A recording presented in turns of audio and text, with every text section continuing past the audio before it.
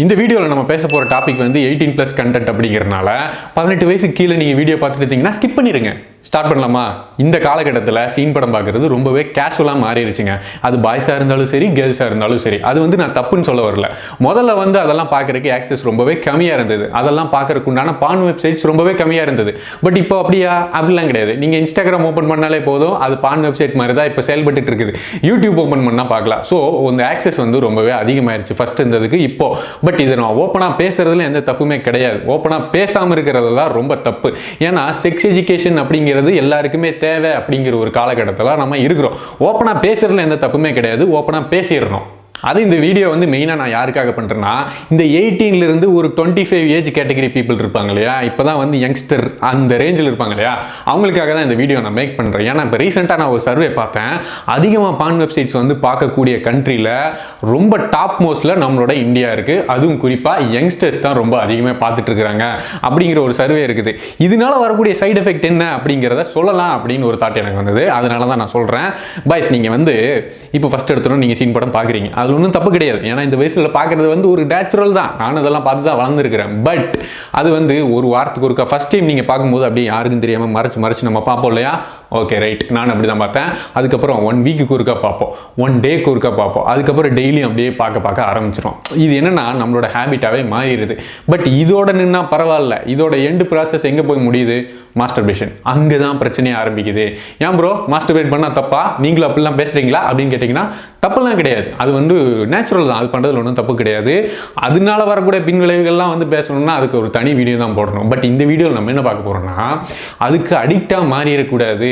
இப்போது எப்பாவது நம்ம பார்க்குறோம் அப்படிங்கிறனா பண்ணால் ஓகே. பட் அதை பார்த்துட்டோம் உடனே பண்ணுறோம் அப்படிங்கிற ஒரு டெம்ப்ட் இருக்கு இல்லையா, அது வந்து நம்ம லைஃப்பில் பண்ணக்கூடிய மற்ற எல்லா விஷயத்தையும் அஃபெக்ட் பண்ணும். ஃபார் எக்ஸாம்பிள், இப்போ நீங்கள் அதை பார்க்குறீங்க, அந்த படம் பார்க்குறீங்க, உடனே டெம்ப்ட் ஆகி போய் நீங்கள் மாஸ்டர்பேட் பண்ணுறீங்க. உங்களோட செல்ஃப் கண்ட்ரோல் அங்கே கிடையாது. ஏன்னா பார்த்த உடனே பண்ணணும் அப்படிங்கிற ஒரு இதோட ஸ்டார்ட் வந்து நம்ம பார்க்குறதா ஸ்டார்ட்னா எண்டு வந்து அதுதான். அது மாஸ்டர்பேட் தான் போய் முடியும். இது வந்து நம்ம கண்ட்ரோலே பண்ண முடியாது. ஸோ இது எப்படி லைஃப்பில் அஃபெக்ட் பண்ணுதுன்னா, இப்போ நீங்கள் வந்து ஒரு பெல்லி ஃபேட்டை குறைக்கிற ஒரு எக்ஸசைஸ் எல்லாம் பண்ணுறீங்கன்னு வச்சுக்கோங்க. ஒரு பீட்சா சாப்பிடக்கூடாது, பர்கர் சாப்பிடக்கூடாது அப்படிங்கிற மாதிரி ஒரு செல்ஃப் கண்ட்ரோல் உங்களுக்கு நீங்கள் வச்சிருக்கிறீங்க. ஆனால் இந்த ஒரு விஷயத்தால் அது உங்களால் கண்ட்ரோலாக இருக்க முடியாது. ஒரு ஃபுட்டோட வீடியோ பார்த்தீங்கனாலும் சரி, இல்லை வெளில நீங்கள் பேக்கரி எங்கேயாவது போனீங்கனாலும் சரி, ஃபாஸ்ட் ஃபுட்டுனே சாப்பிட்ருவீங்க. ஃபாஸ்ட் ஃபுட்டெல்லாம் பார்த்தீங்கன்னா உடனே சாப்பிட்ருவீங்க. அந்த செல்ஃப் கண்ட்ரோல் அப்படிங்கிறது ஃபர்ஸ்ட் உங்களோட லைஃப்லேருந்து அப்படியே போகிறதுக்கு ஃபர்ஸ்ட் மெயின் ரீசன் என்ன தெரியுமா? இதுதான்.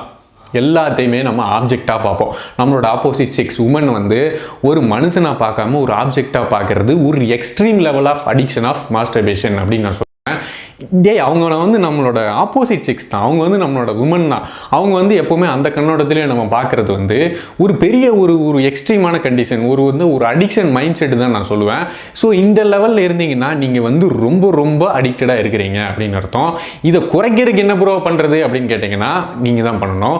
ஒரு வாரத்துக்கு ஒருக்கா, 1 டேக்கு ஒருக்கா அப்படியே நீங்கள் பார்த்த மாதிரி 3 டேஸ்க்கு ஒருக்கா, 1 வீக்குக்கு ஒருக்கா, 1 மந்த்துக்கு ஒருக்கா அப்படின்னு ரிவர்ஸில் நீங்கள் போக ட்ரை பண்ணணும். வேறு வழி கிடையாது. தேர்ட் என்ன தெரியுமா? Social isolation. நம்ம யார் கூடயுமே அவ்வளோ சீக்கிரம் பழக முடியாது. நம்ம வந்து இந்த மாதிரி ஒரு இன்ஃபீரியாரிட்டி காம்ப்ளெக்ஸ் வந்துடும். அந்த மாதிரி நீங்கள் ஒரு அடிக்ஷனில் இருந்தீங்கன்னா, ஐயோ நம்ம ஏதோ தப்பு பண்ணுறோமோ அப்படிங்கிற ஒரு மைண்ட் செட் நம்ம வந்துடும். அது தப்பு கிடையாது, அது நேச்சுரல் தான். ஆனால் அது பண்ணுனா தப்பு அப்படிங்கிற ஒரு இன்ஃபீரியாரிட்டி காம்ப்ளெக்ஸ் நமக்குள்ளேயே வரும் அப்படின்னு உளவியல் ரீதியாக வந்து சொல்லியிருக்கிறாங்க. சைக்காலஜி ரிலேட்டடாக நம்ம இந்த மாதிரி ஒரு விஷயமெல்லாம் ப்ரைவேட்டாக பண்ணும்போது நீங்கள் வெளியே வந்து நீங்கள் சகஜமாக எல்லாரு கூடயும் சோசியலாக பழக முடியுமா அப்படின்னு கேட்டிங்கன்னா, இந்த மாதிரி ஒரு அடிக்ஷனில் இருக்கிறவங்க, இந்த மாதிரி அடிக்ஷனில் இல்லாதவங்க, இவங்க 2 பேர்த்தையும் கம்பேர் பண்ணி பார்த்தீங்கன்னா இவங்க தான் வந்து சோசியலைஸாக. அதாவது நீங்கள் இப்போ வெளில போகிறீங்க, 10 ஃப்ரெண்ட்ஸோட போகிறீங்கன்னா ஜாலியாக இவங்களால பேச முடியும். பட் உங்களால் அப்படி பேச முடியாது. நீங்கள் வந்து தனிமையில் தான் இருப்பீங்க. ஒரு ப்ரைவசி நீங்கள் எதிர்பார்ப்பீங்க. ஒரு ஐசோலேஷன்லேயே இருந்துக்கலாம். நம்ம எதுக்கு ஒன்றா போகணும்? நம்ம தனியாக ரூமில் இருந்துக்கலாம். நம்ம ஒன்றா அப்படியெல்லாம் போனோம்னா ஒரு மாதிரி காண்டாகுது, கடுப்பாகுது அப்படிங்கிற ஒரு ஃபீல் தான் டெஃபரெண்ட்டாக வரும். அதுக்கு பேர் தான் சோசியல் ஐசோலேஷன் அப்படின்னு சொல்லுவாங்க. அதுக்கெல்லாம் காரணம் இதுதான். ஸோ உங்களோட செல்ஃப் கண்ட்ரோல் இழந்துடுறீங்க. அப்புறம் பார்க்குற விமனை வந்து எல்லாத்தையுமே ஒரு ஆப்ஜெக்டாக தான் பார்க்குறீங்க. இது நம்பர் 2. இது வந்து ஒரு பெரிய எக்ஸ்ட்ரீம் லெவல் தான். நம்பர் 3 வந்து ரிலேஷன்ஷிப் வந்து கட் ஆகுது.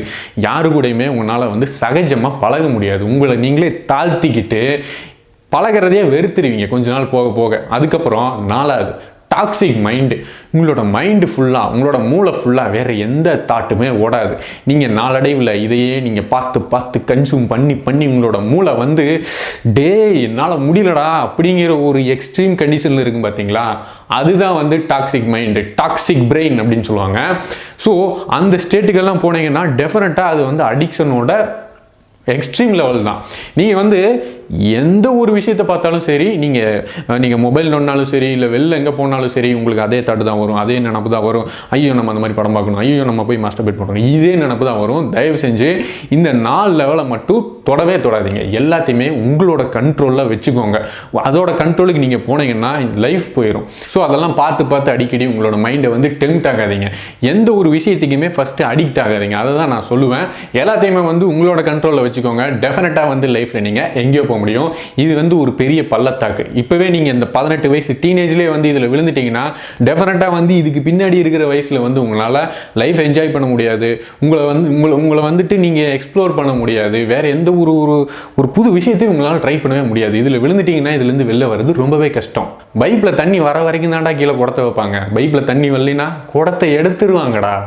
இப்போ உங்கள் கையில் ஒரு பெரிய பிஸ்கட் பேக்கெட் இருந்ததுன்னா உள்ளே இருக்கிற பிஸ்கட் எல்லாத்தையுமே உடனே சாப்பிடாம கொஞ்சம் 2 அளவளவாக சாப்பிட்டுட்டு கொஞ்சம் ஃப்யூச்சருக்கு வெயிடா அப்படின்னு தான் நான் சொல்ல வரேன். ஏன்னா பிஸ்கட் தீர்ந்து போச்சுன்னா கூட கடையில் வாங்கிக்கலாம். ஆனால் அதை எப்படிடா சொல்லுவேன், வாங்க முடியாதுடா. ஸோ வெயிட் பண்ணுங்கள், பொறுமையாக இருங்க.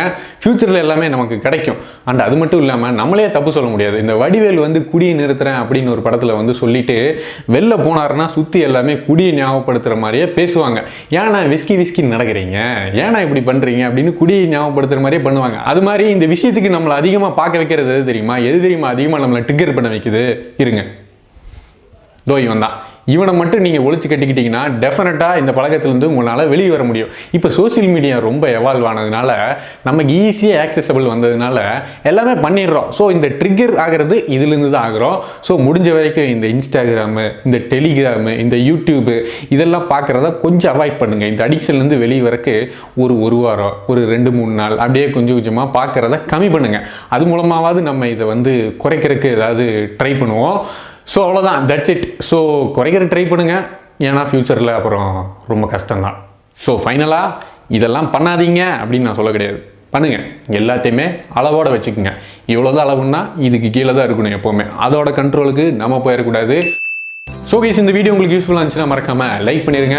அண்ட் இந்த வீடியோ யாருக்கு தேவைப்படுது நீங்கள் நினைக்கிறீங்களோ மறக்காமல் உங்களுக்கு இந்த வீடியோவை ஷேர் பண்ணுங்கள். அண்ட் இதை பற்றி நான் தாட் என்னங்கிறத மறக்காமல் கமெண்ட்டில் மென்ஷன் பண்ணுங்கள். அண்ட் ஃபைனலாக 1 மேனுக்கு சப்ஸ்கிரைப் பண்ணி ஃபாலோ பண்ணிடுங்க. ஏன்னா நீங்கள் இல்லாமல் நான் இல்லை.